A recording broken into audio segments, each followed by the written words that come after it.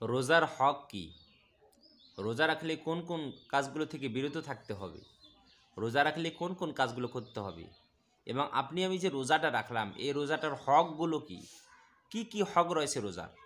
আমাদের সমাজের অনেক মানুষ, অসংখ্য মানুষ বলা চলে আপনার 90% শতকরা 90 জন মানুষ জানে না যে রোজার হক কি। আজকের ভিডিওতে আমরা আলোচনা করব রোজার হক সম্পর্কে, যে রোজার হকগুলো কি কি, রোজা রেখে কোন কোন কাজগুলো আমাদেরকে করতে হবে আর কোন কোন কাজগুলো থেকে আমাদেরকে বিরত থাকতে হবে। এই কারণে ভিডিওটি পুরোটাই দেখবেন এবং দেখে উপকৃত হয়ে থাকলে অবশ্যই একটা লাইক দিবেন এবং চ্যানেলে নতুন হয়ে থাকলে অবশ্যই চ্যানেলটি সাবস্ক্রাইব করবেন।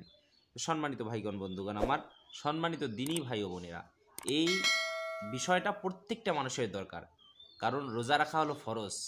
আল্লাহ তাআলা বলেন কুতিবা আলাইকুমুস সিয়াম, আমি আল্লাহ তোমাদের জন্য রোজা রাখাকে ফরজ করে দিয়েছি। এটা সকলের জন্য ফরজ, শুধু পাগলের জন্য, শিশুর জন্য, এরপরে আপনার অমুসলিমের জন্য রোজা রাখা ফরজ নয়। তাছাড়া প্রত্যেকটা বালেগ, সুস্থ এবং মুসলমানের জন্য এই পবিত্র মাহে রমজানে রোজা রাখা কি ফরজ। কারণ রোজা হলো ইসলামের একটা অন্যতম একটা মূল ভিত্তি। 5টা ইসলামের খুঁটির মধ্যে অন্যতম একটা খুঁটি কি? রোজা রাখা। এই কারণে আমরা রোজা রাখবো। কখনো আমরা অবহেলা করে, অলসতা করে, গাফলতি করে আমরা কখনো রমজানের রোজা ছেড়ে দেব না। কারণ রোজার গুরুত্ব, রোজার ফজিলত কিন্তু অনেক। রাসূল সাল্লাল্লাহু আলাইহি ওয়াসাল্লাম বলেছেন যে মান সামা রমাদানা ঈমানান ওয়া ইহতিসাবান গুফিরা লাহু মা তাকদ্দামা মিন দামবিহি, যারা রোজা রাখবে, এই রোজা রাখার কারণে আল্লাহ তাআলা তাদের পূর্বের জীবনের সব গুনাহগুলোকে মাফ করে দিবেন। সুবহানাল্লাহ। শুধু এটাই নয়, রোজা এমন একটা ইবাদত, রাসূল সাল্লাল্লাহু আলাইহি ওয়াসাল্লাম বলেছেন কোন মানুষ যদি অবহেলা করে, অলসতা করে রমজানের একটা রোজা সে যদি ছেড়ে দেয়, তাহলে এই একটা রোজার বদলে সে যদি সারা জীবন রোজা রাখে, তবুও ওই রমজানের একটা রোজার সমান হবে না। আল্লাহু আকবার। কতটা দামি হলো পবিত্র মাহে রমজানের রোজা। কারণ এই রোজাদারদের জন্য আল্লাহ তাআলা এমন পুরস্কারের ব্যবস্থা করেছেন যে আল্লাহ তাআলা এই রোজার প্রতিদান তাদেরকে নিজ হাতে দেবে। এবং এই রোজাদারদের জন্য আল্লাহ তাআলা স্পেশালভাবে একটা জান্নাতের গেট তৈরি করেছেন, যে গেট দিয়ে রোজাদার ছাড়া আর কোনো মানুষ আল্লাহ তাআলার ওই জান্নাতে প্রবেশ করতে পারবে না। সেটি হলো বাবে রায়আন। জান্নাতের একটা দরজার নাম কি? রায়আন। যে রায়আন নামক দরজা দিয়ে শুধুমাত্র রোজাদারগণ প্রবেশ করবে, আর রোজাদারগণ প্রবেশ করা শেষ হয়ে গেলে আল্লাহ তাআলা ওই জান্নাতের ওই গেটকে মোহর মেরে দিবেন, তালাবদ্ধ করে দিবেন, আর কেউ ওই জান্নাতের ওই দরজা দিয়ে প্রবেশ করতে পারবে না। সুবহানাল্লাহ। তাহলে ভাইগণ, বন্ধুগণ, আমরা জানবো যে রোজার হক কি। রোজা রাখতে হলে রোজার হক সম্পর্কে জানতে হবে।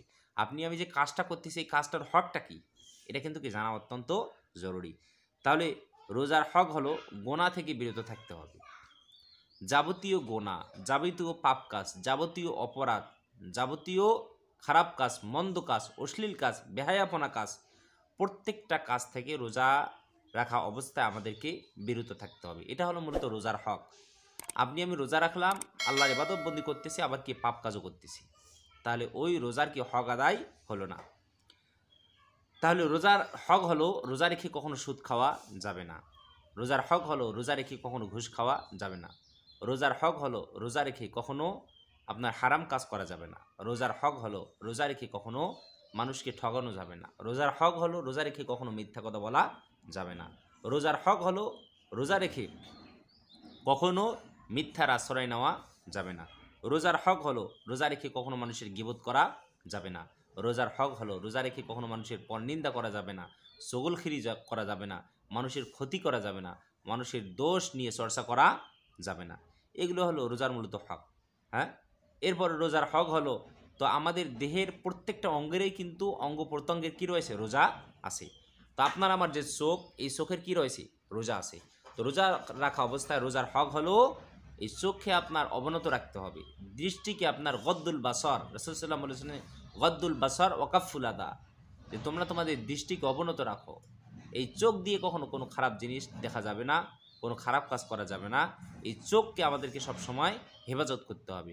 আপনার আমার হাতের রোজা রয়েছে, এই হাত দিয়ে কখনো অবৈধ পথে উপার্জন করা যাবে না, হারাম পথে কি উপার্জন করা যাবে না। এই হাত দিয়ে কখনো কোনো ইয়েতিমকে, কোনো অসহায় মানুষকে, কোনো নিরপরাধ মানুষকে প্রহার করা বা কষ্ট দেওয়া যাবে না। আপনার আমার মুখের রোজা রয়েছে, এই মুখ দিয়ে কখনো মিথ্যা কথা বলা যাবে না, আপনার মানুষের গীবত, পরনিন্দা, চগলখড়ি কোনো কিছু করা যাবে না, হারাম খাওয়া যাবে না।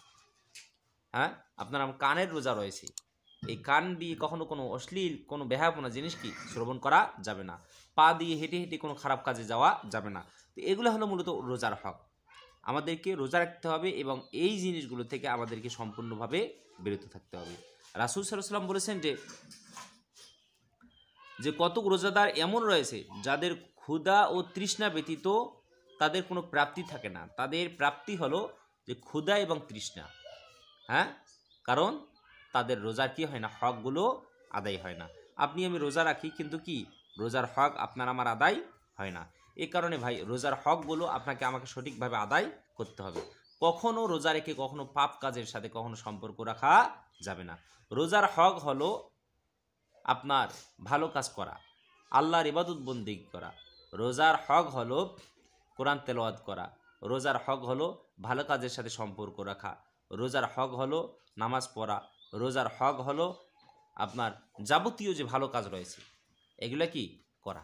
আমাদেরকে রোজা রেখে কখনো হারাম কাজ করা যাবে না, আর রোজা রেখে আমাদেরকে সবসময় ভালো কাজ করতে হবে, যে কাজ করলে প্রত্যেকটা অঙ্গ প্রত্যঙ্গের রোজা হয়, অর্থাৎ আপনার আমার রোজাটা সম্পূর্ণ হবে, কখনো রোজাটার কোনো অঙ্গহানি হবে না। এ কারণে ভাইগণ বন্ধুগণ আমরা আমাদের রোজাটাকে সম্পূর্ণ করব, পুরোপুরি করব, এবং আমরা আমাদের রোজাটাকে কখনো অঙ্গহানি করব না। রব্বুল আলামিন আমাদের সবাইকে সঠিকভাবে পবিত্র মাহে রমজানের রোজাগুলো পালন করার তৌফিক যেন দান করেন, বলি আমিন।